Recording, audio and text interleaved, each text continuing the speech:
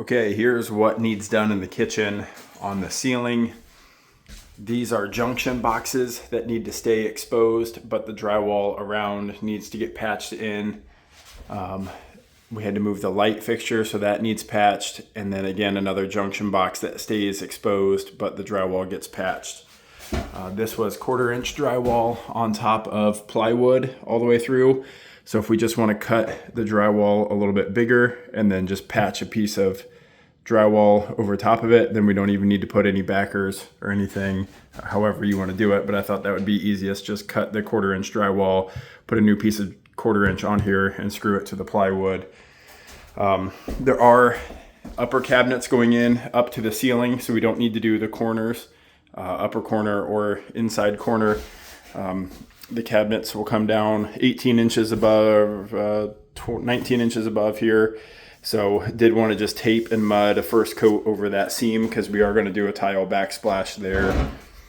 This outside corner will need to be mudded.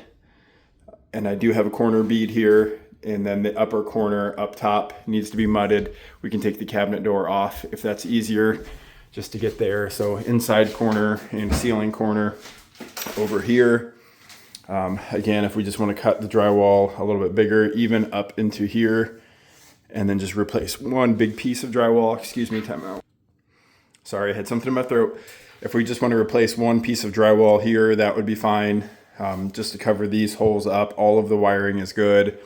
This will be inside the upper cabinet, so this doesn't matter as much. We could also include this in the patch and just leave this exposed if we wanted to. We'll need to cut this open and then patch in tighter to this mud ring because that will be exposed. So just want to get the drywall tight to the box there. Everything else in the kitchen, I kind of marked with painter's tape. Just from putting the 1/4-inch drywall here, we do have some gaps that are still exposed here. So if we could maybe cut off the loose tape, mud these edges in a little bit around the windows and doors. Kind of around here too. Underneath the kitchen window, since we are doing a tile backsplash, I will be removing this piece of trim. And the backsplash will go up to there, so don't worry about this gap. I will be removing that trim. But just kind of around all of the windows and doors, just finishing that exposed edge. And then going into the main floor bathroom, most of the drywall is out here. There still is some 1/4-inch pieces. There are a couple of 1/2-inch pieces. Main floor bathroom, all of this will get covered up. So this is for the vanity light. This can get covered. This all can get covered. This needs to be exposed still. So, I mean, again, this is drywall over plywood. So it's a 1/2-inch in the bathroom. So if we just wanted to cut out whatever shape and put a new piece of 1/2-inch over there, just might make it a little bit easier. Down here, the back side of the bathroom vanity cabinet is open, so we will be able to see this. So if we could patch this in somehow, even just a couple of smaller pieces and mudded, that is fine. This side will stay open because we have a recessed toilet paper holder that goes inside of there. And then I will go upstairs. Upstairs bathroom, I called in the framing inspection and it has not been inspected yet. So I think we would be okay to do the outside wall of here. The shower niche is loose still, so we can take that out. We can drywall the outside. Honestly, I left these sheets of drywall here because we had cut the subfloor open down underneath and I didn't want the inspector to see it, so I piled the drywall on top of it.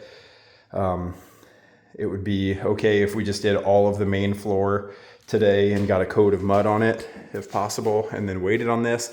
If you guys want to hang it, we can hang the outside. The sheets of green board are for the inside. There are a couple of sheets of normal drywall underneath at the bottom. But again, I kind of wanted to, after hanging this wall, immediately put the drywall back on the floor again to cover up that spot of the subfloor that's been patched.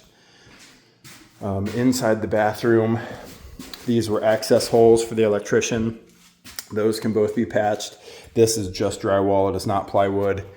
There's another one up here. I do believe some of the patched pieces of drywall are still up here if we want to just reuse them.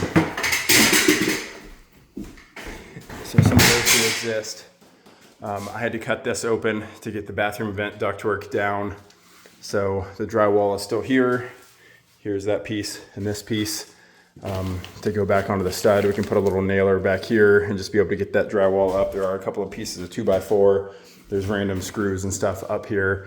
I would not worry about the inside of the bathroom right now, just until we get the framing inspection done.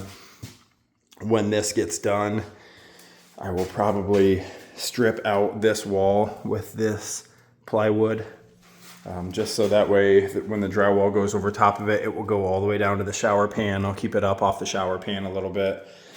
Same thing with this wall. I believe I'll probably strip that out, just so that way the drywall doesn't sit on top of the shower pan. That way it kind of goes down into. So I'll probably put a 1/4 inch at least, and then maybe 1/2 inch over here, just so that way the drywall goes down. And then I'll just drywall right over the niche for right now, and then I'll come back through and cut it out exactly where I want it when the tile starts to get put in there. So patching the ceiling and walls up here, we can wait on the bathroom walls, but if we need to do them, we can do the exterior over to here, even the face of this, just that way that flows through here, outside corner, and then leave the inside of the bathroom open, so that way the framing inspector can get in here and make sure that the framing goes done properly. All right, thank you.